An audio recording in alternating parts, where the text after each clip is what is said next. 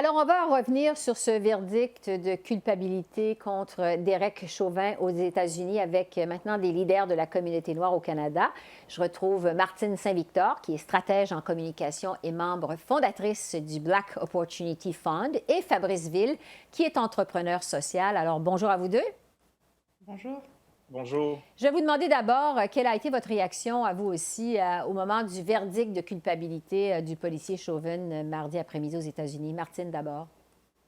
D'abord, évidemment, un soulagement qu'il y avait une certaine justice qui avait été rendue et puis un soulagement aussi de savoir qu'il n'y aurait pas des réactions protestataires dans certaines villes aux États-Unis parce que je pense qu'il y a une fatigue collective et puis mais aussi j'ai pris inspiration de ce que le président Biden a dit, que ce moment représentait une trajectoire vers quelque chose de nouveau et je pense qu'il y a de l'espoir là-dedans. Le verdict ne règle pas tous les problèmes, mais il donne le ton pour la suite. Ouais, Fabrice?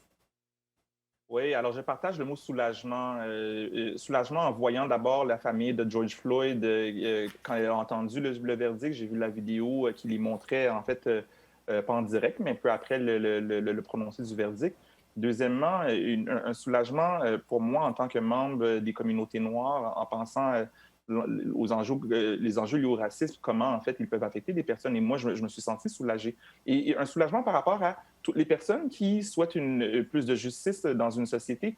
Cela dit, je dirais que par rapport au mot justice en tant que tel, j'ai observé chez moi une certaine résistance parce que pour moi, la justice aurait été rendue si George Floyd avait été vivant. Je pense qu'on a un policier qui a été tenu imputable de ses actions, mais je résiste un petit peu à l'idée que justice est nécessairement rendue. On a justice rendue dans un cas spécifique d'un individu qui a commis un acte avec une preuve complètement accablante.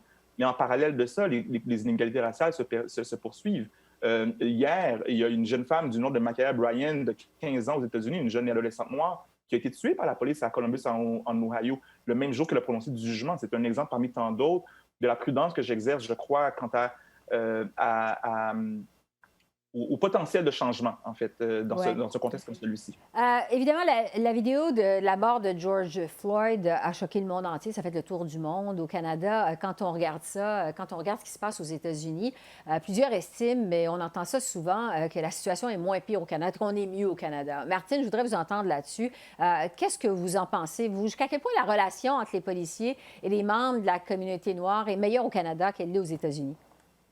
Je ne suis pas du tout prête à dire ça et je pense que si ce cas dans lequel nous sommes investis depuis 11 mois a une telle résonance à l'international, c'est parce que différentes communautés se retrouvent dans ce qui s'est passé, se sont retrouvées dans ce combat qui porte le nom de George Floyd, mais qui aurait pu porter le nom d'une autre victime. Et cette résonance existe justement parce que ces inégalités entre les rapports de force existent partout, incluant au Canada. Je pense que si tout était si rose ici, on n'aurait pas été si touché par ce qui s'est passé aux États-Unis et bien au-delà du nom de M. Floyd, ce sont des images qui nous ont marqués, mais qui ne sont pas entièrement étrangères au Canada. Oui, Fabrice, le gouvernement du Québec, justement, a annoncé aujourd'hui un projet pilote pour tester l'utilisation des caméras corporelles par les policiers. Est-ce que vraiment on est meilleur chez nous, vous pensez?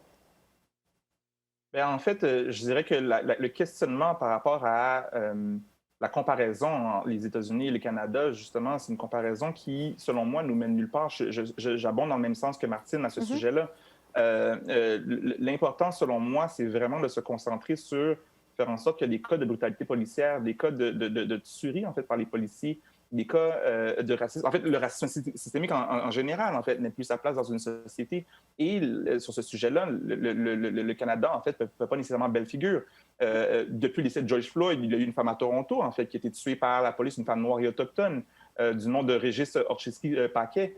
Cet automne à Montréal, à NDG, on a eu Sheffield Matthews également qui a été tué. Donc, des cas comme ceux-là, ils existent. Et la question, c'est de savoir pourquoi se comparer, en fait, avec les moins bons élèves? Pourquoi ne pas viser l'excellence? Moi, c'est probablement ça que je proposerais plutôt. Et donc, de se dire qu'on est moins pire qu'aux États-Unis, que ce soit vrai ou faux, je crois que c'est une question qui, à mon sens, futile, en fait. C'est de se demander comment, comme société, on fait pour que des cas comme celui-là n'arrivent plus jamais? Oui, c'est ça. La réaction de Justin Trudeau, bon, là-dessus, il dit que juste ce procès-là, ça démontre combien il reste encore à faire pour lutter contre le racisme systémique au Canada.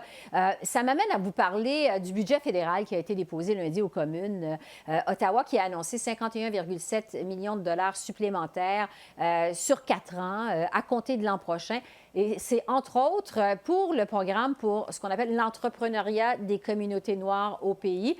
Martine, là-dessus, parce que vous êtes justement membre fondatrice du Black Opportunity Fund qui encourage l'entrepreneuriat au sein des communautés noires au pays. Qu'est-ce que vous pensez de ces investissements-là dans le budget de lundi? Vous savez, le budget prévoit 200 millions pour un fonds de dotation et j'applaudis ce chiffre parce que ça veut dire qu'il y a une certaine écoute du gouvernement. C'est-à-dire que le gouvernement a écouté différents leaders des communautés noires et qui soulignait justement qu'il y avait un manque à gagner. Donc, c'est un début. Pour moi, c'est un bon début. Vous savez, ce qui est important, c'est de pouvoir donner les outils pour que les entrepreneurs aient le même accès. Il n'y a aucun entrepreneur de communauté noire qui veut ou de la charité ou qui veut un traitement de faveur. Ce qu'on veut, c'est pouvoir commencer à la même ligne de départ. Et je pense que ce genre d'accompagnement va aider. Et si je peux donner l'exemple des startups, par exemple, à Silicon Valley, parce que Silicon Valley est un peu la ville prototypique, si on veut, des startups. Et au Canada, on est très sensible aux startups. Vous savez, c'est moins de 1% des investissements des startups qui vont à des startups qui sont dirigées par des entrepreneurs noirs. Et par comparaison, c'est 2,8% des femmes. Donc, je parle de Silicon Valley, mais les chiffres ne sont pas bien plus reluisants au Canada. Et avec ce genre de fonds de dotation, on peut équiper mieux les entrepreneurs, c'est-à-dire accès au crédit, accès au financement. Et ça, c'est important. Donc, j'applaudis ça. Il y a encore du chemin à faire, mais je pense qu'on est absolument dans la bonne direction. Fabrice, vous êtes vous-même entrepreneur social. Qu'est-ce que vous en pensez de ces investissements dans le budget de lundi à Ottawa?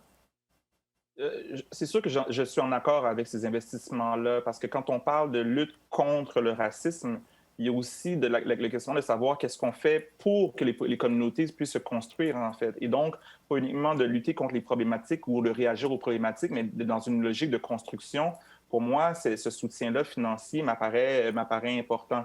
Maintenant, ce que je nommerais par ailleurs, pour être moi-même entrepreneur, je sais qu'à certains égards, les critères peuvent être très restreints, en fait, par rapport à des entrepreneurs qui sont des entrepreneurs noirs, mais de par les critères, sont disqualifiés parce qu'ils ne sont pas jugés comme étant des entrepreneurs noirs au sens, en fait, de ces programmes-là. Donc, il y a plus de conversations par rapport à qui devrait être admis pour ces programmes-là m'apparaît important.